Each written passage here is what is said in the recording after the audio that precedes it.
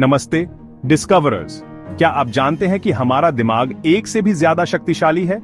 यह अरबों न्यूरॉन्स का एक जटिल नेटवर्क है जो लगातार सूचनाओं का आदान प्रदान कर रहा है, जिससे हम सोच पाते हैं, महसूस कर पाते हैं और दुनिया को एक्सपीरियंस कर पाते हैं। लेकिन यह अद्भुत अंग आज भी विज्ञान के लिए एक बड़ीढा रहस्य बना हुआ है। चलिए शुरू करते हैं। दोस्तों, हमारे दिमाग की संरचना अविश्वसनीय रूप से जटिल है। यह अरबों न्यूरॉन्स से बना है, जो एक विशाल संचार नेटवर्क की तरह एक दूसरे से जुड़े होते हैं। कल्पना कीजिए, हमारे दिमाग में 86 अरब न्यूरॉन्स हैं। ये न्यूरॉन्स एक दूसरे से जुड़कर बनाते हैं, जिससे हमारी सोच, याददाश्त, भावनाएं और हर क्रिया संचालित होती है। दिमाग का सबसे बाहरी हिस्सा है सेरेब्रल कॉर्टेक्स, जिसे हम दिमाग का भी कह सकते हैं। यहीं पर हमारी सोचने, समझने, याद रखने और निर्णय लेने की क्षमता निहित होती है। अमिगडाला दिमाग का एक और महत्वपूर्ण हिस्सा है, जो हमारी भावनाओं, खासकर और को नियंत्रित करता है। जब हम किसी खतरे का सामना करते हैं, तो अमिगडाला ही रिस्पॉन्स को ट्रिगर करता है। यादें हमारी पहचान का अभिन्न हिस्सा होती है। ये हमें अतीत से जोड़े रखती हैं और भविष्य के लिए सीख प्रदान करती है। जब हम कुछ नया सीखते हैं या कोई नया अनुभव करते हैं, तो हमारे न्यूरॉन्स के बीच नए कनेक्शंस बनते हैं। यही कनेक्शंस हमारी यादों का आधार होते हैं। जितनी मजबूत ये कनेक्शंस होंगे, उतनी ही मजबूत हमारी यादें होंगी। ये कनेक्शंस हमारे दिमाग के विभिन्न हिस्सों में बनते हैं, लेकिन कुछ खास यादें लॉन्ग टर्म मेमोरी में स्टोर होती हैं।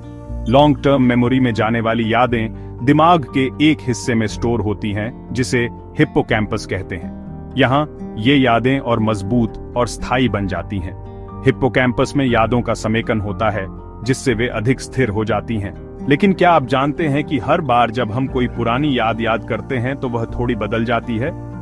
हमारी पुरानी यादें स्थिर नहीं होती, बल्कि हर बार याद करने पर उनमें थोड़ा बदलाव आ जाता है। यह प्रक्रिया यादों को अधिक लचीला बनाती है, लेकिन साथ ही उन्हें थोड़ा बदल भी देती है। तो बताइए डिस्कवरर्स, आपकी सबसे पुरानी याद क्या है? कमेंट में लिखकर जरूर बताइए। हर रात जब हम सोते हैं, तो हमारा दिमाग एक अलग ही दुनिया में चला जाता है, सपनों की दुनिया में। ये एक ऐसी दुनिया है जहां कुछ भी संभव है और हर चीज का कोई ना कोई मतलब होता है। सपने अजीबोगरीब, डरावने, मजेदार और कभी कभी तो अविश्वसनीय भी हो सकते हैं। ये सपने हमें हमारी गहरी भावनाओं और इच्छाओं की झलक दिखाते हैं। लेकिन क्या आप जानते हैं कि जब हम सपने देख रहे होते हैं, तो हमारा दिमाग सबसे ज्यादा एक्टिव होता है। यह एक अद्भुत प्रक्रिया है जिसमें हमारे न्यूरॉन्स तेजी से फायर करते हैं। ये उतनी ही ऊर्जा का उपयोग कर रहा होता है जितनी जागते समय। यह दिखाता है कि सपने देखना कितना महत्वपूर्ण और ऊर्जा खर्चीला हो सकता है। कुछ लोग मानते हैं कि सपने हमारे भविष्य की झलक दिखाते हैं और ये भविष्यवाणियों का माध्यम हो सकते हैं, जबकि कुछ का मानना है कि यह दिमाग की कचरा सफाई का एक तरीका है। यह प्रक्रिया हमारे दिमाग को ताजगी और नई ऊर्जा देती है। क्या आपने कभी ल्यूसिड ड्रीम के बारे में सुना है? यह एक अद्वितीय अनुभव है। यह एक ऐसी स्थिति है जिसमें हमें पता होता है कि हम सपना देख रहे हैं और हम अपने सपनों को समझ सकते हैं, और कभी कभी तो हम अपने सपनों को नियंत्रित भी कर सकते हैं। यह हमें अपने अवचेतन मन की गहराइयों में झांकने का मौका देता है। दोस्तों, आपने अक्सर सुना होगा कि हम अपने दिमाग का सिर्फ 10% हिस्सा ही इस्तेमाल करते हैं। यह एक बहुत ही प्रचलित धारणा है जिसे हम बचपन से सुनते आ रहे हैं। ये बात अक्सर प्रेरणादायक भाषणों और फिल्मों में कही जाती है, लेकिन सच्चाई यह है कि यह एक मिथक है। यह धारणा लोगों को प्रेरित करने के लिए बनाई गई थी, लेकिन इसका कोई वैज्ञानिक आधार नहीं है। विज्ञान इस बात की पुष्टि करता है कि हम अपने दिमाग का 100% इस्तेमाल करते हैं।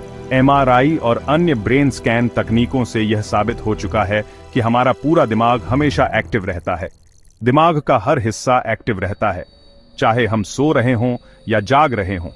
यहाँ तक कि जब हम गहरी नींद में होते हैं, तब भी हमारा दिमाग विभिन्न कार्यों में लगा रहता है। हाँ, ये जरूर है कि अलग अलग समय पर दिमाग के अलग अलग हिस्से ज्यादा एक्टिव होते हैं।